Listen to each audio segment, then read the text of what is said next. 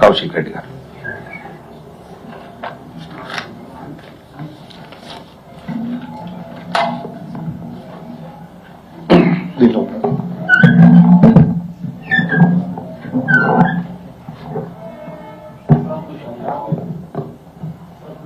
నేనా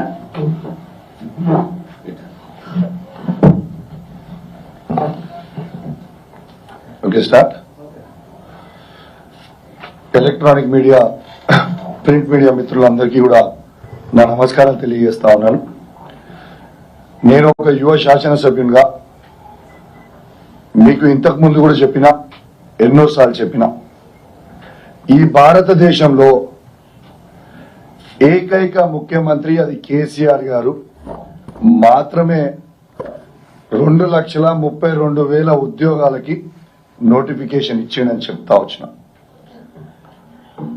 ఇవాళ ఒక్క కేసీఆర్ గారు మాత్రమే ఈ భారతదేశంలో 2,02,000 ఉద్యోగాలని నింపింది ఒక కేసీఆర్ ఒక్కడే. నేను పదే పదే సవాల్ గురిస్తున్నా. ఏ కాంగ్రెస్ పరిపాలిస్తున్న రాష్ట్రమైనా సరే, ఏ బీజేపీ పరిపాలిస్తున్న రాష్ట్రమైనా సరే, కేసీఆర్ గారి కంటే ఒక్క ఉద్యోగం, గవర్నమెంట్ ఉద్యోగం ఎక్కువ ఇచ్చింది చూపిస్తే నా ఎమ్మెల్యే పదవికి నేను రాజీనామా చేస్తా అని పదే పదే చెప్పిన. ఇవాళ దాకా కూడా కాంగ్రెస్ వాళ్ళు గాని, బీజేపీ వాళ్ళు గాని ఒక్కరు కూడా ఈ సవాల్ని స్వీకరించలే. అంటే దీని అర్థం ఏంటిది? యావత్ తెలంగాణలో ఉన్న ప్రతి యువత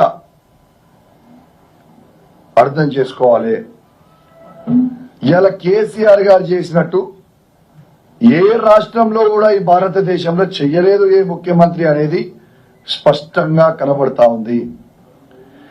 కేసీఆర్ గారు అధికారంలో ఉన్నప్పుడు వీళ్ళు తప్పుడు ప్రచారం చేశారు. మా ప్రభుత్వం అధికారంలో ఉన్నప్పుడు ఏమని చేస్తున్నామా వీళ్ళు? కేసీఆర్ ఒక్క ఉద్యోగం ఇయలే అబద్దాల మీద అబద్దాలు చెప్పి చెప్పి చెప్పి వాళ్ళ బ్రెయిన్లన్నీ ఖరాబ్ చేశారు. మరి వాళ్ళ కేసీఆర్ గారు ఇచ్చిన 2,02,000 ఉద్యోగాలు నిజమైనయా కాలేదా అని నేను అడుగుతా ఉన్నాను. మీరు ఆ రోజు ఏమని చెప్పారు అధికారంలోకి వచ్చిన ముందు? ఈ 2,32,000 ఉద్యోగాలు కాకుండా అదనపు 2 లక్షల రూపాయల ఉద్యోగాలు మేము ఇస్తాము. డిసెంబర్ 2024 వరకు 2 లక్షలు నింపుతామన్నారు. కనీసం ఒక్క ఉద్యోగం అన్నా మీరు నింపినరా? ఇవాళ కేసీఆర్ గారు 2,02,000 ఉద్యోగాలు, గవర్నమెంట్ ఉద్యోగాలతో పాటు కేటీఆర్ గారి నాయకత్వంలో సుమారు 10 లక్షల ప్రైవేట్ ఉద్యోగాలు కూడా కేసీఆర్ గారు కల్పించింది ఒక్కసారి మీ అందరికీ కూడా గుర్తు చేస్తా ఉన్నాను. That is KCR. మీరు కేసీఆర్ గారిని విమర్శించే కంటే ముందు అసలు మీరేం చేస్తున్నారు, మీరు పరిపాలిస్తున్న రాష్ట్రాలలో ఏం చేస్తున్నారు అనేది చూపిస్తారా? ఒక ప్రాక్టికల్ గా చర్చ పెట్టండి. మేము అధికారం ఉన్నాము, మందబలం మా దగ్గర ఉన్నది, మేము ఏది పడితే మాట్లాడతాం, మేము ప్రతిపక్షాలకి మైక్యం, మా ఇష్టం ఉన్నట్టు మాట్లాడతాం అంటే కలవదు. ఒక్కసారి ఎంత చెండాలంగా అంటే ఈ ముఖ్యమంత్రి రేవంత్ రెడ్డి గారికి సిగ్గు, శరము, లజ్జ లేకుండా కేసీఆర్ గారు ఇచ్చిన 32,000 ఉద్యోగాలు కూడా మా ప్రభుత్వం ఇచ్చింది అని చెప్పుకోవడానికి నీకు సిగ్గు అనిపిస్తలేదా అని నేను అడుగుతా ఉన్నాను. అసలు నోటిఫికేషన్లు ఇవ్వకుండా, ఎగ్జామ్లు రాయకుండా అసలు ఉద్యోగాలు ఎట్టించడం ఉన్నాడా కొంచెం చెప్పు. మందికి పుట్టిన బిడ్డలు నా బిడ్డ అని చెప్పి ముద్దానికి నీకు సిగ్గులేదా అని అడుగుతా ఉన్నారు రేవంత్ రెడ్డి గారిని. ఇవాళ నువ్వు ఒక్కటే జవాబు చెప్పు. మీరు జాబ్ క్యాలెండర్ ఈ డిసెంబర్ వరకు 2 లక్షల ఉద్యోగాలు ఇస్తామన్నారు. ఇప్పుడు August, September, October, November, December 4 నెలలే ఉన్నాయి. మీ జాబ్ క్యాలెండర్ ఏది? ఎప్పుడు ఎగ్జామ్లు పెడతావు, ఎప్పుడు నోటిఫికేషన్లు ఇస్తావు, ఎప్పుడు ఇస్తావు? మీరు మొన్న కూడా నిరుద్యోగులకు ఏమని చెప్పారు? మేము ఇస్తామని చెప్పి ఇగోండి నిన్న అసెంబ్లీలో బట్టి విక్రమార్క గారు జాబ్ క్యాలెండర్ అని ఒకటి రిలీజ్ చేసి స్టేట్మెంట్ అని రిలీజ్ చేస్తూ ఏ ఒక్క పేజీలన్నా ఎన్ని ఉద్యోగాలు ఉన్నాయని రాసిండ్రా? ఏ ఒక్క డిపార్ట్మెంట్ అయినా ఎన్ని ఉద్యోగాలు ఎన్ని వేకెన్సీస్ ఉన్నాయని రాసిండ్రా? రెండోది, అసలు ఇది ప్రవేశపెట్టేటప్పుడు దీంట్లో ఏ ఒక్క మంత్రి గారి సిగ్నేచరో, ఎడ్యుకేషన్ మంత్రి గారి సిగ్నేచరో, ముఖ్యమంత్రి గారి సిగ్నేచరో, కన్సర్న్ డిపార్ట్మెంట్ మంత్రి సిగ్నేచరో ఉన్నదా అండి? దీంట్లో ఒక తెల్ల కాగితం పేపర్ తీసుకొని వచ్చి దీన్ని చదివి దీని గురించి చర్చ చెప్పుర్రి అంటే చర్చ పెడదామంటే దీంట్లో చర్చ ఏం లేదు.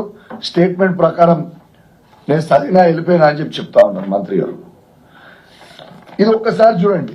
ఇది వాళ్ళ Congress party manifesto, page number 41, page number 41, page number 42. వీళ్ళు దీంట్లో డేట్లతో సహా మేము ప్రకటిస్తామని చెప్పింది కాంగ్రెస్ పార్టీ మేనిఫెస్టోలో నిజమా కాదా? మీరు తెలంగాణకి నిరుద్యోగులకి మీరు జవాబు చెప్పాల్సిన అవసరం ఉన్నదా లేదా? మీరు చెప్పింది ఏంది, మీరు చేసింది ఏందని నేను అడుగుతా ఉన్నాను. ఆ రోజు పెద్ద పెద్ద పేపర్ యాడ్లు, ఇచ్చారు. ఇక్కడ చూడండి, పెద్ద పేపర్ యాడ్లు ఇచ్చి మేము 2 లక్షల ఉద్యోగాలు ఇస్తాం, జాబ్ క్యాలెండర్లు అని చెప్పి ఇక్కడ బట్టి విక్రమార్క గారి సంతకం, ఇగోండి ఇక్కడ రేవంత్ రెడ్డి గారి సంతకం. ఈ సంతకాలు పెట్టి అబద్దాలు చెప్పి ప్రమాణాలు చేసి మీకు కొంచెం కూడా సిగ్గు అనిపిస్తలేదా? మీకు ఇజ్జత్ ఉందా ఇజ్జత్ లేదా అని అడుగుతా ఉన్నాను ఈ ప్రభుత్వానికి. అసలు ఏం మనుషులే మీరు? గిన్ని అబద్దాలు చెప్తారా? నిన్న ఈవినింగ్ తెలంగాణలో ఉన్న ప్రతి యువత మీ జాబ్ క్యాలెండర్ కోసం ఎదురు చూసిండ్రు.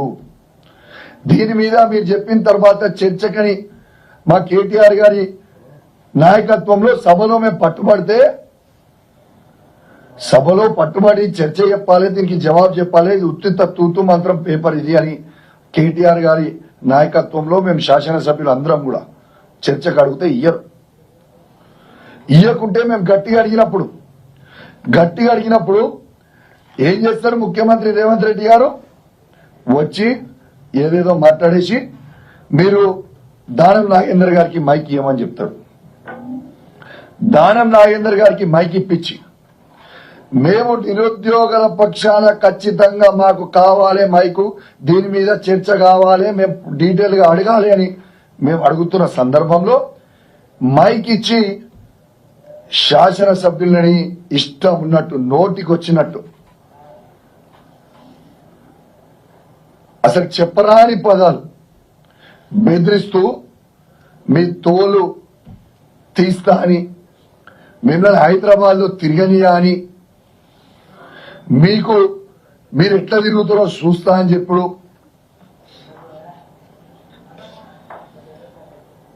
అమ్మ అని తిట్టడం, ఇది కరెక్ట్ సంస్కారమా అని నేను అడుగుతా ఉన్నాను.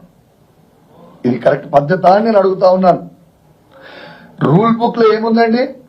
రూల్ బుక్ లో 318 లో ఏమనుంది ఒకసారి చదువుతా. A member desiring to make any observation on any matter before the house shall speak from his place, allotted place అని ఈ బుక్ లో, ఈ అసెంబ్లీ రూల్స్ బుక్ లో రాసి ఉంది. దానం నాగేందర్ గారి ప్లేస్ లో నుంచి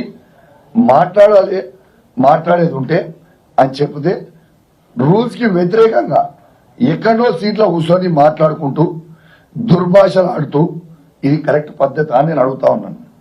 ఇలా మేము కొట్లాడే సమస్య ఏంది?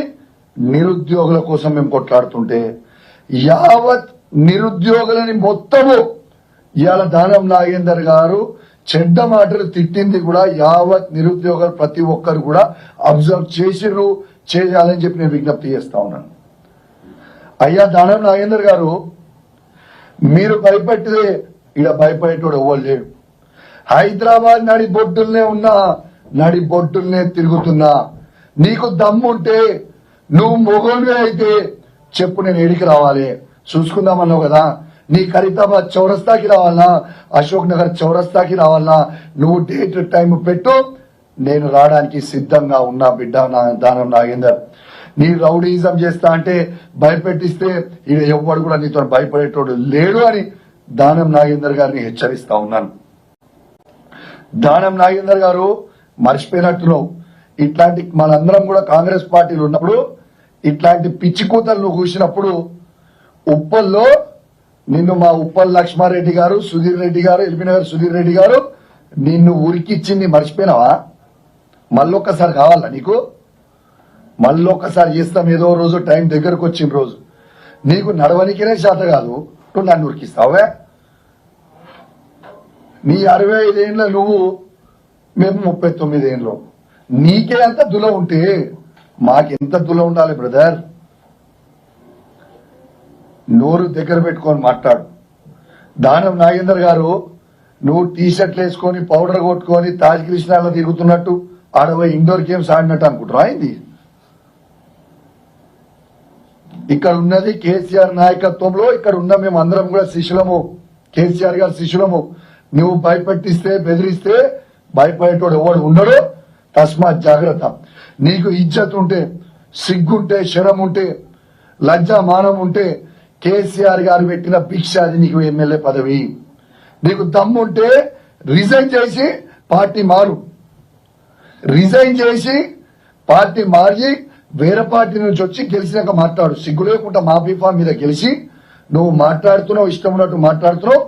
నువ్వు మేము సవాల్ విసురుతున్నాం, నువ్వు రిజైన్ చేసి మళ్ళా పోటీ చేయి. కానీ నువ్వు ఆడి నుంచి ఉండి మా శాసనసభ్యులని మమ్మల్ని బెదిరిస్తే భయపడేటోళ్ళు ఎవరు లేరని తెలియజేస్తూ, మరియు యావత్ తెలంగాణ లోకానికి కూడా నేను దయచేసి గమనించమని కోరుతా ఉన్నాను. ఒక శాసనసభ్యుల్నే స్పీకర్ సాక్షిగా మిమ్మల్ని చంపేస్తాము, మిమ్మల్ని రోడ్డు మీద తిరగనీయము అని బెదిరిస్తా ఉంటే ఇవాళ ప్రజల పరిస్థితి ఏందో ఒక్కసారి మీ అందరు కూడా ఆలోచన చెయ్యండి అని తెలియజేస్తూ సెలవు తీసుకుంటా ఉన్నాను. జై తెలంగాణ, జై కేసీఆర్.